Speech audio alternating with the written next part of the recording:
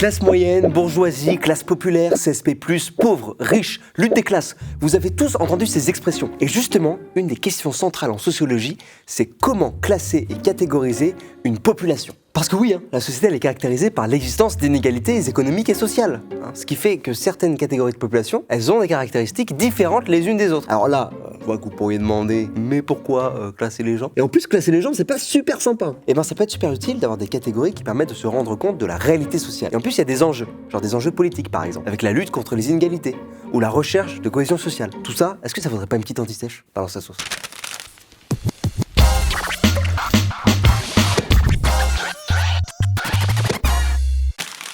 L'objectif, c'est donc de définir des catégories sociales pertinentes pour rendre compte de la réalité sociale et analyser la société ainsi que le comportement des individus. Et pour analyser la société, on va analyser les différents groupes ou classes qui la composent. Il en existe plusieurs basés sur des critères différents et les auteurs s'opposent souvent sur leur définition. Voyons ensemble les différentes théories qui existent.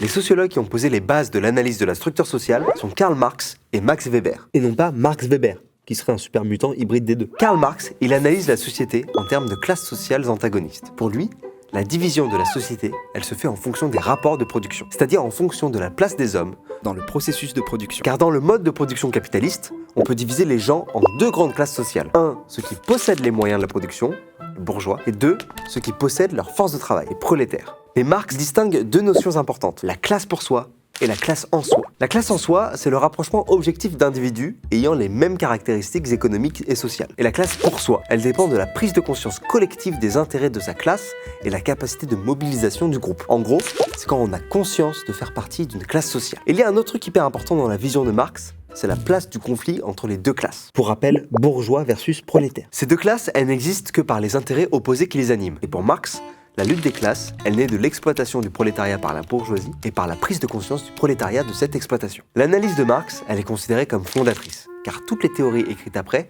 se placent par rapport à elle. Mais c'est difficile de s'appuyer à 100% dessus aujourd'hui, car elle repose beaucoup sur la réalité du 19e siècle, de la révolution industrielle. Il y a beaucoup moins d'ouvriers aujourd'hui, par exemple. Max Weber, de son côté, analyse la société en termes d'ordre et de groupes de statut, les strates. Et pour faire cette analyse, il va distinguer 3 dimensions. 1. L'ordre économique dans lequel s'inscrit la notion de classe. Il va différencier les individus en fonction de leur situation de marché, c'est-à-dire leur chance d'accéder aux biens ou l'origine de leurs revenus. Il y a une différence, par exemple, entre quelqu'un qui gagne de l'argent d'un patrimoine, comme un rentier, et quelqu'un qui a mis en œuvre des moyens de production pour l'avoir, comme un salarié. 2. L'ordre social. Pour Max Weber, les individus appartiennent à des groupes de statut définis par le prestige ou l'honneur social, c'est-à-dire le style de vie, le niveau d'instruction, la naissance, et un noble sera considéré différemment d'un prolétaire par exemple. Et enfin 3, l'ordre politique, soit la compétition pour accéder au pouvoir. Les partis sont une extension des groupes de statut et ils permettent aux individus de mener des actions collectives.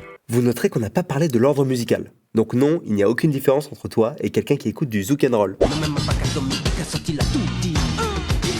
Ces 3 ordres sont liés mais distincts aussi, car la position d'un individu dans un ordre ne détermine pas forcément sa place dans un autre ordre. Par exemple, les nobles du 19e siècle ont été complètement ruinés et ont donc connu un déclassement économique. Mais ils ont pu le compenser par un prestige social important. Pour Weber, les groupes statuaires forment des communautés conscientes de leurs intérêts et de leurs liens sociaux, ce qui n'est pas forcément le cas des classes économiques. On dit que la structure sociale n'est pas polarisée. Il y a un sociologue français, Pierre Bourdieu, qui a essayé de faire une synthèse des différentes analyses de classes sociales. Selon lui, la société est traversée par des rapports de domination. En gros, les classes sont inégalement dotées en différents capitaux et sont plutôt fermées. On définit la position d'un individu par le volume et la structure du capital global dont il dispose. Et il y a 4 types de capital. 1. Le capital économique, c'est-à-dire les revenus, le patrimoine. 2. Le capital culturel, les diplômes, la culture, l'éducation. 3. Le capital social, soit les relations et le réseau. 4. Le capital symbolique, c'est-à-dire la considération ou la perception des différents capitaux. Selon Bourdieu, notre place dans la société découle de la distribution inégale de ces différents capitaux, de l'habitus et des styles de vie spécifiques. À partir de là, Bourdieu distingue 3 classes sociales en tout. La classe dominante, la petite bourgeoisie,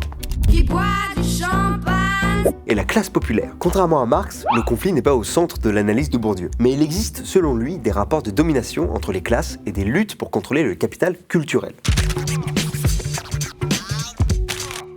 Avec les 2 guerres mondiales et les 30 glorieuses, la société connaît de profondes modifications sociales et économiques. Ces changements amènent à un renouvellement des analyses de la structure sociale, mais aussi à un débat sur la pertinence de la notion de classe et sur les critères de différenciation. Un auteur comme Henri Mandras penche vers la fin des classes sociales. Il parle même de moyennisation de la société au cours des 30 glorieuses Pour 3 raisons. 1. L'amélioration des salaires et des conditions de travail. 2. Le développement de la société de consommation. Et 3. La diffusion de modes de vie communs avec la culture de masse. Ça vient totalement remettre en question l'identité traditionnelle des classes sociales au sens de Marx. Du coup, le conflit de classes semble de moins en moins pertinent. Mandras représente la société comme une toupie, composée d'une constellation de groupes sociaux qui sont fluctuants et souvent basés sur la profession de l'individu. En gros, les groupes sociaux ne sont pas figés et se composent souvent des gens qui ont le même boulot. Et dans les années 50, l'INSEE a créé une nouvelle nomenclature, une classification des individus par catégories socio-professionnelles, les fameuses CSP, devenues PCS en 82.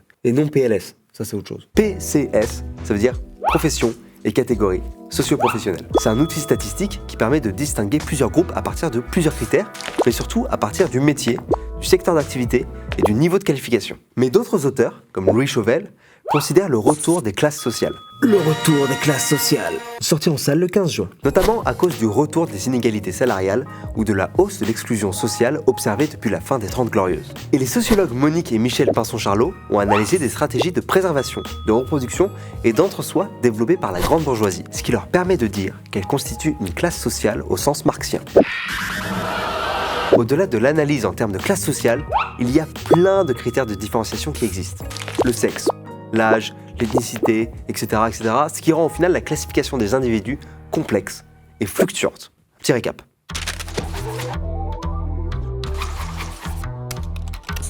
Il faut bien savoir distinguer la spécificité des différents auteurs et de leurs approches. D'abord, la notion de classe sociale fait souvent référence à l'analyse de Karl Marx. C'est un groupe d'individus partageant des caractéristiques communes et conscientes d'appartenir à ce groupe. Ensuite, Weber parle lui de strate sociale qui repose sur 3 dimensions: l'ordre social, l'ordre économique et l'ordre politique. Et enfin, pour Bourdieu, les classes sociales reposent sur 4 formes de capital: économique, symbolique, culturel et social. J'espère que cette vidéo vous a plu. Force et courage pour vos révisions et n'hésitez pas à me mettre dans les commentaires la catégorie sociale à laquelle vous pensez appartenir. Enfin, moi par exemple j'estime que je suis classe moyenne CSP YouTube, un truc comme ça, si jamais ça existe. Voilà.